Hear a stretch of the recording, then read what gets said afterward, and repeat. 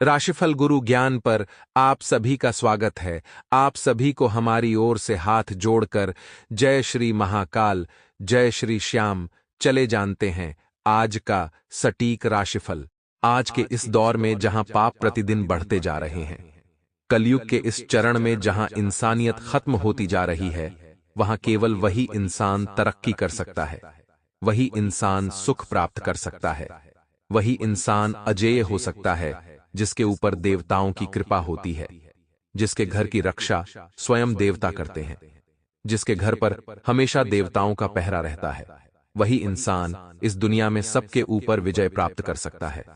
अब बात यहां पर सिर्फ लोगों की नहीं है, बहुत सारे क्षेत्रों में हमें जरूरत होती है देवताओं के आशीर्वाद की।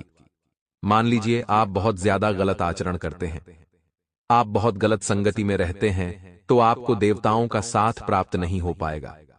अगर आपकी बोलचाल सही नहीं है, वाणी में कटुता है, आप हमेशा गाली गलौज करते रहते हैं, लोगों को अपशब्द कहते रहते हैं, तो आपको देवताओं का साथ नहीं मिल पाएगा। आप अपने शरीर को स्वच्छ नहीं रखते, समय पर नहाते नहीं हैं और बेसमय कभी भी आपको सोना व जागना है, तो सीधी सी बात है, आपको देवताओं का साथ नहीं मिल पाएगा। तो सवाल यह उठता है दोस्तों, इंसान को जीवन में देवताओं का साथ, सानिध्य, आशीर्वाद आखिर कब मिलता है? तो आगे यह वीडियो बहुत खास होने वाली है, बहुत महत्वपूर्ण होने वाली है। हमारा आपसे विशेष अनुरोध है, थोड़ा सा समय निकालकर इस वीडियो को अंत तक देख लीजिएगा, क्योंकि YouTube पर अन्य कहीं भी आपको ऐसा वीडियो नहीं मिलने वाला जो आपको इतनी गंभीर जानकारी प्रदान करे और एक एक सच आपके सामने रखे। क्योंकि दोस्तों, हम सनातन धर्म में जन्मे हैं, यह हमारा बहुत बड़ा सौभाग्य है, क्योंकि ऐसा कहा जाता है इस दुनिया का सबसे जो पुराना धर्म है वही सनातन धर्म है। सनातन का मतलब ही होता है जिसका ना तो कोई अंत है और ना ही कोई शुरुआत है, यह अनंत है। अब भगवान का शुक्रिया है कि हमें सनातन धर्म में आपने जन्म दिया। लेकिन दोस्तों, आप एक बात और जानते होंगे, सनातन धर्म में 33 कोटि देवी देवता है। बहुत सारे लोग 33 करोड़ समझते हैं, लेकिन आपकी गलतफहमी हम दूर कर दें। सनातन धर्म में 33 करोड़ नहीं, 33 कोटि देवी देवता है, जिसमें दोस्तों 8 तो वसु है, 11 रुद्र है, 12 आदित्य है और एक एक इंद्र और प्रजापति है। इस प्रकार 33 कोटि देवता हमारे सनातन धर्म में होते हैं। अब हर देवता को अलग अलग समझने की जरूरत नहीं है, हर भगवान को अलग अलग बांटने की जरूरत नहीं है। हमें चाहिए कि हम एक दिव्य शक्ति के दर्शन करें जिसमें हम सभी को समाहित समझें। आज से कई सालों पहले जब कुलदेवी या कुलदेवता का पूजन शुरू किया गया था, तो वह इस उद्देश्य से किया गया था ताकि लोग इधर उधर ना भटके, एक जगह, एक मूर्ति में, एक स्थान पर अपने समस्त भगवान को मान ले।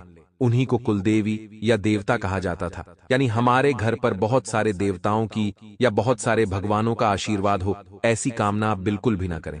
आप बस इतना ध्यान रखिए, एक जो भगवान नारायण है वही प्रभु श्री राम है, वही भगवान श्री कृष्ण है।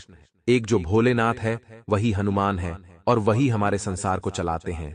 और हमें चाहिए कि उनकी कृपा हमेशा हमारे घर परिवार पर बनी रहे। तो उसके लिए आपको सबसे पहला काम दोस्तों क्या करना है? हमेशा सच्चाई के रास्ते पर चलना है। आपको एक बात बता दें, जब आप बचपन से जवानी में जाएंगे तो आपके सामने कई ऐसे लोग आएंगे जो आपको गलत राह पर धकेलने की कोशिश करेंगे, क्योंकि वे लोग यह बात जानते हैं कि आप अगर इसी तरह मेहनत के साथ, लगन के साथ काम करते रहेंगे तो एक दिन आप बहुत आगे जाने वाले हैं। अब आपका उत्साह वे कम नहीं कर पाते, आपको रोक नहीं पाते, तो गलत दिशा में आपको भेजते हैं, जुए सट्टे का आदी बना देते हैं, मांस मदिरा का सेवन शुरू करवा देते हैं। तो यह चीज दोस्तों आपको नरक में भी लेकर जाती है और देवताओं के आशीर्वाद से भी वंचित कर देती है। तो सबसे पहला नियम है, सच्चाई के रास्ते पर हमें चलना है और गलत कर्म नहीं करना है। क्योंकि इंसान किसी से डरे या ना डरे, लेकिन उसे अपने कर्मों से जरूर डरना चाहिए, क्योंकि कर्म फल किसी को नहीं छोड़ता। इंसान को उसके कर्मों का फल जरूर मिलता है। इसलिए हमेशा इंसान को चाहिए कि वह शुभ कर्म करे। आपके घर पर देवताओं का पहरा तभी होगा जब आपका घर साफ सुथरा होगा, स्वच्छ होगा, घर में गंदगी नहीं होगी। और खास तौर पर बहुत सारे लोग अपने घर में मांस का सेवन करते हैं, या यूं कहे तो नॉनवेज बनाते भी हैं और घर में ही खाते भी हैं। तो ऐसे लोगों के घर में हमेशा शैतानी शक्ति या बुरी आत्माएं, नेगेटिविटी ही प्रवेश करती है। ऐसे घरों से देवता हमेशा दूर रहते हैं, क्योंकि उस घर की हवा में ही नकारात्मकता होती है।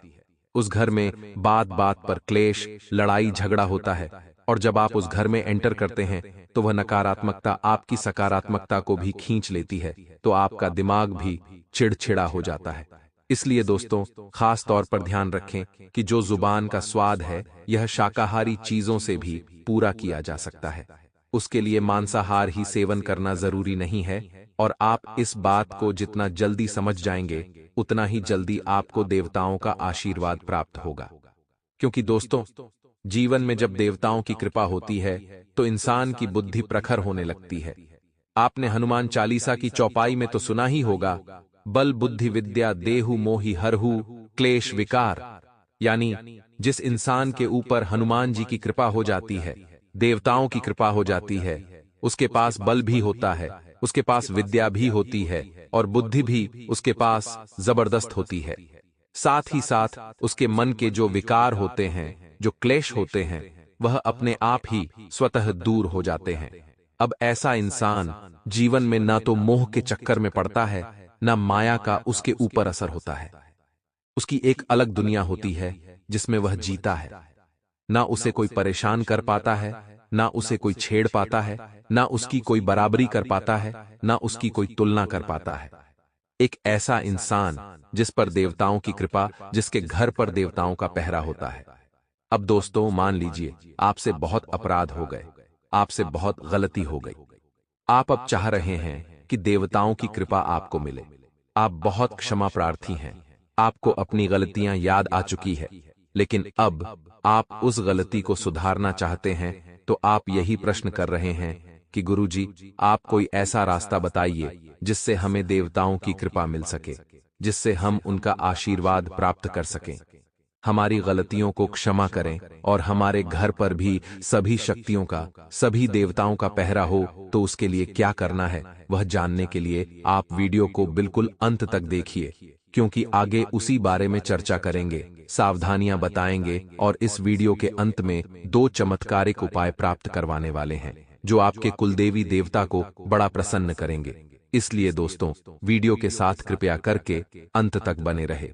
अब दोस्तों, अगर आप भी चाहते हैं आपके घर पर देवताओं का पहरा हो, आपके कुलदेवी देवता, इष्ट देवता, स्थान देवता आपसे हमेशा प्रसन्न रहे, तो आपको सबसे पहले अपने घर की हवा को, अपने घर के वातावरण को, अपने घर के और को सकारात्मक और शानदार बनाना होगा। उसके लिए दोस्तों, आपको एक पात्र में 2 से 3 लौंग लेनी है और थोड़ा सा कपूर लेना है। इन दोनों को आपस में जलाना है। अब ये दोनों जब साथ में जलेंगे तो एक धुआं निकलेगा। इस धुएं के अंदर इतनी ज्यादा पवित्रता होती है, इतनी ज्यादा सकारात्मकता होती है कि जिस घर में हफ्ते में 2 बार इस धुएं को घर के कोने कोने में फैलाया जाता है, वहां पर न तो बुरी आत्माएं होती हैं, न कोई नकारात्मकता होती है, न ही कोई भी इंसान उस घर में लड़ाई झगड़ा करता है, क्योंकि उसका मानसिक तनाव उसे कभी परेशान नहीं करता। वह हमेशा मानसिक तौर पर स्वस्थ रहता है।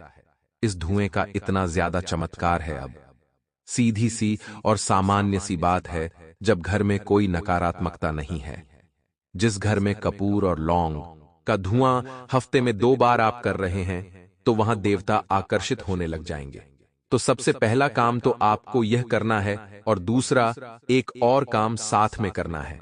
सुबह सुबह जितना जल्दी हो सके आप उठने की कोशिश करिए और अपने घर की टीवी में भगवान के भजन लगा दीजिए। कई घरों में से देखते हैं जहां पर अशांति बहुत रहती है। कई ऐसे घर होते हैं जहां हमेशा क्लेश जमा रहता है। परिवार के सदस्य आपस में प्रेम जोड़ना चाहते हैं, लेकिन लड़ाई हो जाती है। एक दूसरे से बात करना पसंद नहीं करते, एक दूसरे के साथ रहते हैं, लेकिन एक दूसरे से मुंह फुलाकर रहते हैं। तो ऐसे घरों में इस चीज का बहुत प्रभाव दिखता है। सुबह सुबह तकरीबन 1 हफ्ते तक रोजाना भगवान के भजन लगाकर टीवी में छोड़ दीजिए, और 1 सप्ताह के बाद आप खुद वह असर देखेंगे जो आपने सपने में भी नहीं सोचा होगा। पहला काम आपको लौंग और कपूर का धुआं करना है। दूसरा काम आपको अपने घर में टीवी के अंदर भजन लगाकर छोड़ देना है। अब दोस्तों, अंतिम जो काम हम आपको बताने जा रहे हैं उसे सुनकर ध्यान से आपको फॉलो करना है, वरना देवताओं का प्रवेश, देवताओं का आशीर्वाद आपको नहीं मिल पाएगा। दोस्तों, हमारे शास्त्रों में एक पंक्ति लिखी हुई है जो कुछ इस प्रकार से है, यत्र नार्यस्तु पूज्यन्ते तत्र देवता रमणते, जिसका अर्थ क्या होता है, जिस स्थान पर नारी की पूजा होती है वहां पर देवता स्वयं विराजते हैं। लेकिन अक्सर दोस्तों, आपके घर में क्या होता है? वह नारी जो रात दिन आपके घर को साफ सुथरा रखती है, वह नारी जो सुबह शाम आपको गर्म भोजन बनाकर खिलाती है, आपके बच्चों को संस्कार प्रदान करती है और आपके परिवार को लेकर चलती है। अक्सर ऑफिस का सारा गुस्सा आप उसके ऊपर निकाल देते हैं। अक्सर आप ऊंचे स्वर में घर वालों के सामने उनका अपमान कर देते हैं। कई बार स्त्री को दहेज के लिए बहुत ज्यादा परेशान किया जाता है, तो वही कई बार स्त्रियों का इसलिए शोषण किया जाता है क्योंकि वह एक स्त्री है और उसे दब के रहना चाहिए। यही चीज माता लक्ष्मी को बिल्कुल भी पसंद नहीं है। दोस्तों, आज के इस दौर में पुरुष और नारी दोनों एक समान हैं। आज अगर दोनों की तुलना की जाए तो सर्वश्रेष्ठ नारी को ही बताया जाता है, क्योंकि आज अगर हम भी इस दुनिया में हैं तो एक नारी की वजह से। जब नारी एक संतान को जन्म देती है तो उसे इतनी भयंकर प्रसव वेदना होती है जिसकी कल्पना भी आप सपने में नहीं कर सकते। इसलिए आज के बाद अपने घर की या बाहर की किसी भी नारी का अपमान ना करें, क्योंकि अगर आप अपने घर में उपस्थित नारी का पूजन करेंगे तो आपको पंडाल में जाकर माता रानी को प्रसन्न करने की जरूरत नहीं पड़ेगी। कई घरों में अक्सर नारी को बोझ समझा जाता है। आपने देखा होगा उस घर में कभी सुख शांति नहीं रहती। यह आज हम बहुत अंदर की बात आपको बता रहे हैं जो शास्त्र हमें बहुत पहले बता चुके हैं, लेकिन अक्सर अपने अहंकार में, अपने घर के रीति रिवाज में हम वो चीजें भूल जाते हैं और अक्सर वही गलतियां करते हैं जिससे हमारा लाभ होने की बजाय दुर्भाग्य जाग जाता है। तो दोस्तों, अगर आप भी चाहते